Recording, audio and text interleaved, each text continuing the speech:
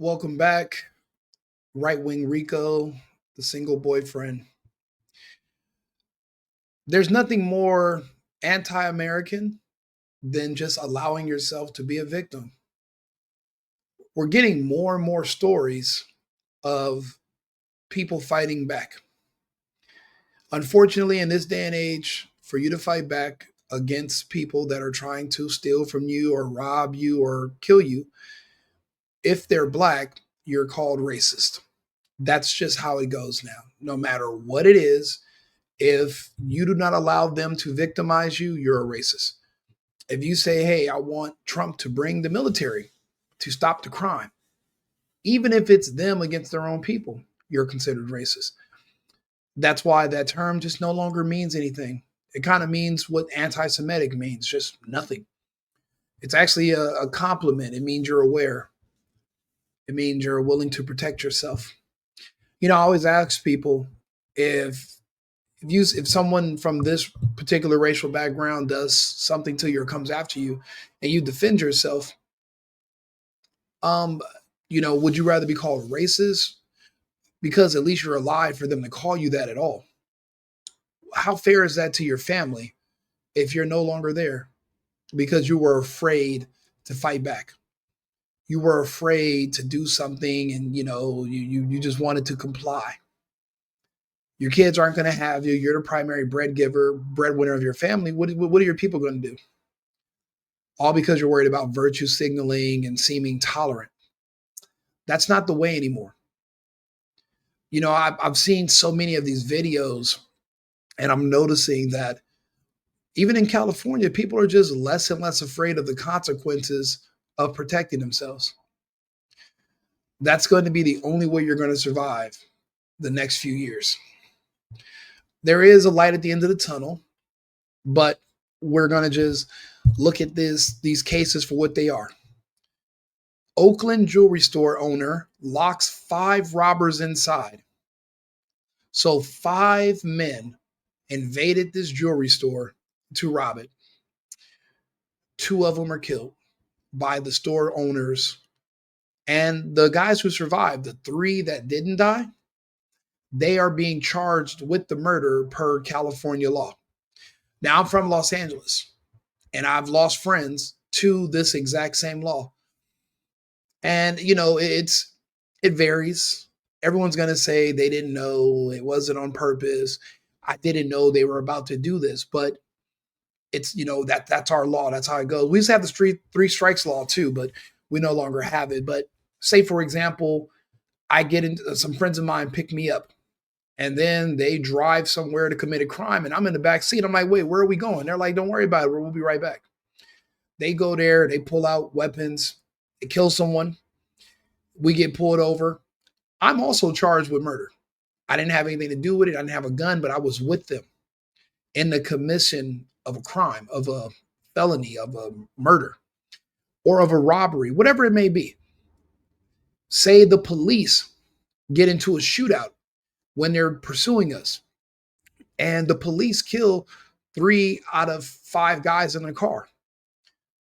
The remaining 2 people who live, we're going to be charged with the murder of our 3 friends because we were with them and they died as a result of their actions, which caused a reaction from law enforcement. They're not going to say the law enforcement killed them. They're going to say the people that were with them killed them. That's how that works in California. But they want to change these laws because they want you to become victims. There were no charges for the shop owners. We're not sure if they legally had their guns because you really can't do that. We don't have concealed carry in California, but it seems like they know a grand jury is not going to indict the owners of this business for defending themselves against 5 robbers. The odds of these men surviving this and coming out on top were probably, I would say, 1 out of 10. That's the odds I would have gave them. 5 versus 2. 5 armed black men versus 2 probably Jewish guys. It's probably 2 Israeli guys. I mean that's it. The odds of them surviving were slim to none, and they persevered. They made it where nobody else would. Now I can't really show you all of the video. I can show you how it starts out. I can show you the first few seconds. If you go to my page, Right Wing Rico on X, you can watch the whole video. I shared it. But look, the guys are just kind of walking. Now, why would you let five black guys wearing hoodies and ski masks into your business anyway? Now, in California, that's a part of the culture, but I'm sorry, you're trying to hold yeah, you want to make money. You want to sell jewelry to rappers. So you're like, okay, it's okay. No, no, no, fuck that. You got to look professional if you want to come in here. You can't have your face exposed. You can't be wearing a hoodie. You can't be wearing dark clothing like you're actually here for a robbery. These guys the shop owners were so desperate to make money that they completely had their guard down. And they only just got lucky because the robbers hesitated. The reason the robbers would have hesitated is because there's a safe and a dead man can't open a safe. So they probably didn't even want to hurt the guys until after. But first things first, you'd have to get them under control. They failed. They tried, but they failed. And then you can see that the shop owners are able to pull out their weapons in time and make it to the back room. So let's see how it starts.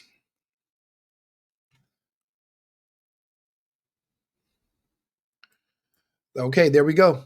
This is the first guy jumps on the other guy, and he doesn't have a weapon yet, but he pulls one after. Now, these four, this is how you can tell this was amateur hour. One guy's sitting down, two are standing up, and they're leaving this guy completely wide open in the white shirt to grab a weapon or to run. Everybody's not going to run. Some people have a wish factor. They wish you would. And your wish is going to come. Your wish came true. This is the fuck around part, and this is where they find out. Now he falls over the table. Another guy grabs him. There's a guy wrestling over here. Now these guys, this is all AI, by the way, for the YouTube gods. This is not real, but no one's being harmed. This is all fake. But you can see they're pulling out weapons. Let's see if this guy's still up by himself. And this is when the other guy pulls out a weapon. And the first person he hits drops by the front door out of the frame. And then the other guys are literally trying to huddle up. So, and trying to use each other as human shields so that they don't feel the burn of the lead. And there he goes. He pulls. Now these guys are literally, firing over this file cabinet, over this dresser down. And these guys, now everyone's trying to escape out of the front door, but they locked them in there. They're locked in. Now, as far as I can tell, when these guys retreat to the back, these guys are over here hiding behind this large, I'd assume it's a dresser or bookshelf, because this is an office. There's nothing gory or anything at this, not yet, but they're trying to escape through the front door. Their friends over here on the ground. These guys are they're using a plastic trash can as cover. I'm not sure that's going to work. Something's telling me that these objects that they're firing might not be stopped by a plastic trash bin. And I'm just kind of going through this. So they're firing back, but they're scared. They're trying to get out of there, and then they already have one of them is down, but you can't see him. He's out of frame here by the front door. What it looks like is that the two guys ran to the back. One of them went out the back door, and he doubled around to the front, and he starts firing on these guys through the front door, completely catching them off guard. Because look, they're all over here huddled together. They can't get out the front door, but I don't see any other vantage points in this room, and I don't know where they would. And they're still, the guys are still in the back, but like I said, there's a back door, and and if you go to my page and watch the whole video, Someone starts shooting. It appears they're shooting through the front door while he's on the ground. And this guy in the gray sweats is the receiver. Everyone's hiding behind him. He ends up becoming the human shield. Yeah, and he's not Luke Cage, so he's not bulletproof. So he gets the brunt of it. So these three men are the survivors, and they're the ones that are now charged with murder. Was it worth it? The answer is no. It's never worth it. When you talk to these men, they're like, I'd rather be working at Cheesecake Factory than sitting in prison for the next 15 to 20 years. Now, it's California, so for murder, you're never going to do natural life, really. They'll eventually let you out unless you're a Menendez brother, which I'm surprised because if you're a gang and you're just shooting people and yada yada, you do about 15 years, and then you'll come down on an appeal and get out and get a CDL. But these high end murders that were public, they keep those guys indefinitely. But these guys will eventually get out. So, but yeah, this is yeah, they're still scrambling. Look, there he goes in the back, but I only see the one guy. That means the other guy that was wearing the black shirt, he swung around. And these guys are freaking out because they're trapped inside the office. And there they go. He's here at the front door, and now these guys are like, what the hell? And they're just firing in. He's there. He's firing in there, and this guy gets every brunt of it. And these guys are hiding behind the guy in the gray. When I think about when I see these crimes, like I said, I'm from California. A lot of my friends used to do home invasions, banks, and eventually it was gonna happen to me. Eventually, I was gonna eventually be another victim. So I left. I saw it coming. You're either doing it to people or it's gonna get done to you. And I just didn't want to be a victim. And it's California, so either somebody was going to try to do something to me and I protect myself and then I go to jail, or they do something to me and I'm no longer around to protect myself at all. And most people have said they'll rather be carried by 12 than they'd rather be judged by 12 than carried by 6. I'd rather be judged by 12. So I just decided to leave. It just wasn't safe. You can't protect yourself in California. Now, these guys, again, they got lucky. They had a business. These guys were there doing business, but it's not always so cut and dry. There was a case in Sacramento we all saw on video. A girl comes to this guy's house fighting over another girl, pulls out a weapon. The guy kills her. He gets arrested. He has to go sit in jail and fight murder charges, even though a woman came there to kill him over another girl. Pulls out a gun on him first and everything. But we don't have self-defense laws. Now, of course, I'm sure for businesses, it's different. Or if you're a security guard, it's different. I remember this happened to one of my best friends, a guy I loved, to party with him for years, family guy. But he decided he wanted to start a dispensary at his house. And he figured, he had armed security there and everything. And some guys said, yeah, we're going to come here. We want to shop with you and look at some weed. And they killed my friend and actually killed 2 of my friends there and another guy. So it's 3 guys at this house. It happened in Burbank, California a few years ago. And, it just broke my heart. And, they were all armed, but the guys who came in got the best of them. They got the drop on them. Made them open the safe and everything, and then they executed them all. So you really, crossing your fingers and hoping that these people are going to let you survive at the end of the robbery, especially if you know who they are and you can identify them, or if they think that you're going to come after them because you're armed, they're not going to let you live. So what do you do? What would you do? People don't ask themselves these kind of questions until it's too late. Again, they want a virtue signal and be liberal and, oh, love is love. I love these people. It's just money. I don't care. I'll just give it to them. Yeah, okay. What about when they want more than just money? They want your life too. You give that to them too so you can satisfy their needs. You don't want to be considered racist, right? So you got to let them kill you. If you try to stop them, you're oppressive. The colonizers wouldn't have stopped them. So that's how you're going to look at it. You give your life away too. You're going to have to make a decision.